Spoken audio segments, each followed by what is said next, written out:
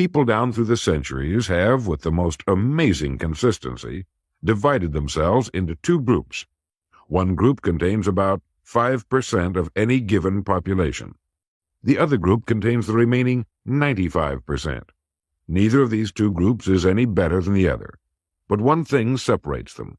The big group, the one containing about 95% of the people, never seems to get the word, while the smaller group, the 5%, does. Now, what do I mean by getting the word? I mean about 95% of the people never quite understand, emotionally or intellectually, that we as individuals control, to an altogether unsuspected extent, our lives here on earth, that each one of us is the architect of the structure fashioned by our years. You see, all of us want the same things, but only about 5% figures out how to get them. Within each of us burn two unquenchable ambitions: to serve importantly and to gain financial independence. Both of these worthwhile goals are within the reach of all of us, man or woman, but according to statistics, only about 5% achieve both of them. Why? Let's look at it logically.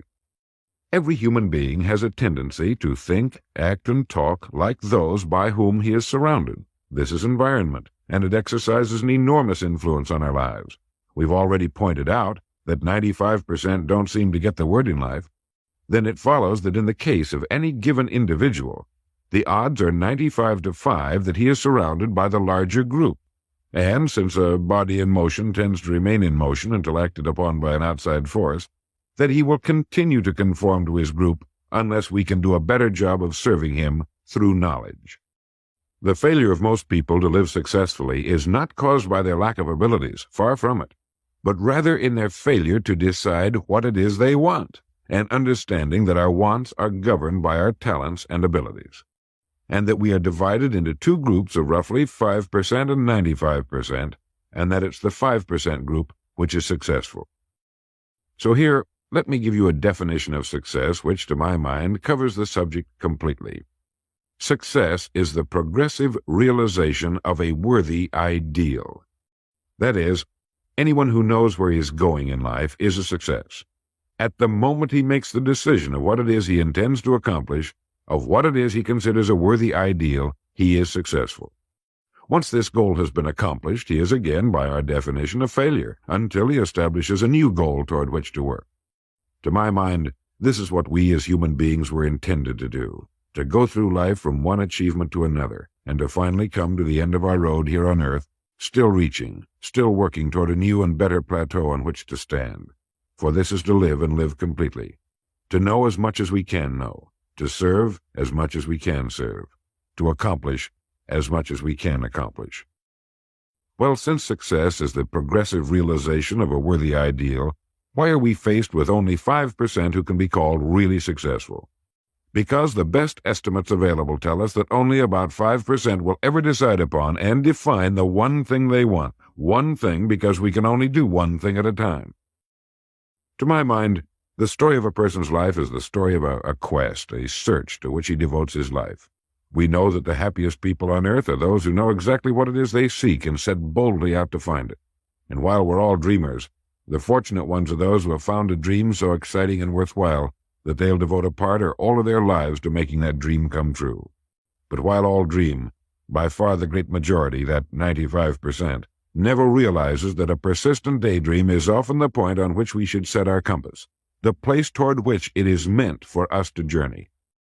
The tragedy is that the great majority shrugs off this built-in direction finder and returns to the wide, visible, well-marked road in life which they feel must be the best road because it carries the heaviest traffic. Well, let's make this point clear. The road in life with the heaviest traffic is not the best road to follow, for it is the road of the 95%. It is the road with no more opportunity, and with 19 times as much competition. Of all the billions of human beings who've lived on Earth, all great advances, all great ideas have come from just a handful, a few thousand out of billions. Now, how have the people as a group reacted to the great ideas? Every great leader and thinker, from Socrates to the Wright brothers, has been scorned, ridiculed, poisoned, imprisoned, stoned, pilloried, burned at the stake, or crucified. Mankind as a group has made a consistently grisly game of tormenting his saviors. Why? Lack of information. Lack of knowledge. It comes from following the wrong crowd. What can we learn from all this as individuals? Two things. One, to amount to anything as individuals, we've got to be individuals. We've got to have individual goals, individual thinking, individual action. And two, we must never conform to the great mass of people. We must love them, help them, for our joy and success will be determined by the extent to which we serve them. But we must never lose our individuality and identity by permitting ourselves to be submerged in this suffocating sea of indirection and purposelessness. There's nothing wrong with emulation. In fact, it's a good idea, so long as we emulate a person who represents that which we wish to become, but never the crowd, never the 95%. We are what we think about. Our minds, our thinking controls our destinies here on earth to a degree totally unsuspected by the great majority of people. When you think about it a moment, it becomes so obvious, so clear and simple. Believe me, if you'll do this, in 5 years you'll be one of the most accomplished professionals in your field, and you will have the world on a string. You will virtually be able to write your own ticket. The average man works 8 hours a day, about 50 weeks a year for 40 years. That's time enough to become great at anything. The time will pass anyway. We might as well reap the rewards. Well then, if we become what we think about, and if we can control our minds, we can pretty well tell our own future. And that's the point I want to make. That's what I meant when I said earlier that each one of us is the architect of the structure fashioned by our years. This means that if we're confused about what we wish to become or accomplish, our lives, our environment will mirror that confusion. It also means that if we know what it is we seek, that it must be accomplished. We as individuals can call our own shots for the rest of our lives.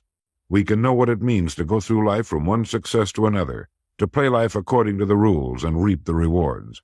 We can know what it means to have peace of mind and live calm, cheerful, successful lives. You are at this moment the sum total of your thoughts to this point, for there is nothing else you can be. And 5 years from now you can be and have anything you set your entire mind and heart upon. Succeeding in life has always been a matter of doing that which the great majority does not do. Now let's keep this in mind as we get into this business of gold. It isn't that I want to make an invidious comparison between the 5% and the 95%, not at all. That's just the way it is, and if we don't recognize it, it will be to our cost. At the beginning of this record, I made the statement, if you can tell me what you want, I can tell you how to get it. You see, the trick is not in achieving our goals, it is in establishing them. A ship would never leave a harbor if it did not have a destination. An industrial plant would never open its gates if it did not have a product or a purpose. Successful people are not people without problems. They have, as a rule, just as many problems and largely the same kind as everyone else. The difference is that they learn to solve their problems. Successful living is nothing more than the ability to solve successfully the problems which are as much a part of living as breathing. The degree of our success will be determined by the extent to which we can solve our problem. If you can tell me what you want, I can tell you how to get it. The problem with the great majority of individuals is not with their ability to achieve their goals in life, but rather with the failure to understand two factors vital to successful living. The first is to make the decision as to what it is we want enough to give it most of our attention until it's been achieved, and to clearly define it. And the second is to fully understand that we have the ability to achieve this goal or we wouldn't want it in the first place.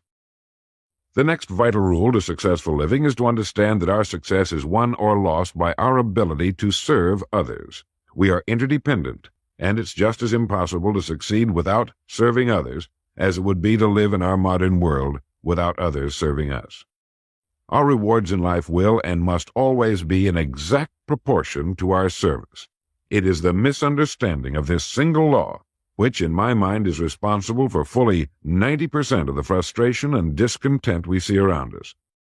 Now, a lot of people don't like this law, if they're even aware of it, but not liking a law does nothing to change it. The basic laws of nature and economics are unchanging. If we're out of step with them, we are, as Thomas Huxley put it, checkmated. Those who know and work with the laws, he said, they are paid with the overflowing sort of generosity with which the strong delight in strength. If a person doesn't like his income, all he has to do is take a good long look at his service. Our rewards will always be in exact proportion to our service. This is the law, then, that lies as the supporting structure of economics and personal well-being, so fix it in your mind. All attempts to sidestep or in any way avoid this law will result in frustration and failure.